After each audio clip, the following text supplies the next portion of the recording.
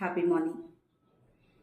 ప్రతి ఒక్కరూ మనం వెయిట్ చేసేటటువంటిది, చూసేటటువంటి మనం ఈ దేని గురించి అయితే ఆలోచన చేస్తూ ఉన్నాం, దేన్ని పొందాలి అనుకుంటున్నాం, మన జీవితాల్లో ఎలాంటి మార్పులు కావాలి అనుకుంటూ ఉన్నాం, ఎలాంటి మార్పు వస్తే సొసైటీలో మనం సర్వీస్ అనేది చేయగలము, అంటే మన బాధ్యతను ఏ విధంగా మనం కంప్లీట్ చేసుకోగలము అని మనం ఎదురు చూస్తూ ఉన్నామో అలాంటి ఆలోచనలన్నీ కూడా నెరవేరాలని, మీరు ఏదైతే కోరుకుంటూ ఉన్నారో అవన్నీ పొందాలని, ఈ దీపావళికి మన జీవితాల్లో, అందరి జీవితాల్లో మంచి వెలుగులతో కూడినటువంటి విజయం వరించాలని కోరుకుంటూ ఉన్నాను.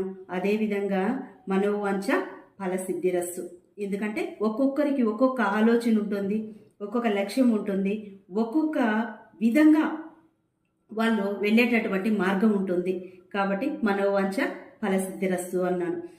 ప్రతి ఒక్కరు కూడా అన్ని విజయాలను చేరుకోవాలని, అందరికీ మంచి ఆరోగ్యాన్ని ఆ దేవీ దేవతలు ప్రసాదించాలని, ఈ దీపావళికి మన జీవితాల్లో ఒక మార్పు రావాలి అని, అంటే ట్రాన్స్ఫర్మేషన్, అంటే చేంజ్ కాదు, ట్రాన్స్ఫర్మేషన్, పరిపక్వత వచ్చి మన జీవితాల్లో మనం సంతోషంగా ఉంటూ పక్కన వాళ్ళ జీవితాలకు కూడా మనం హెల్ప్ చేస్తూ ముందుకెళ్ళాలని అందరికి కూడా దీపావళి శుభాకాంక్షలు.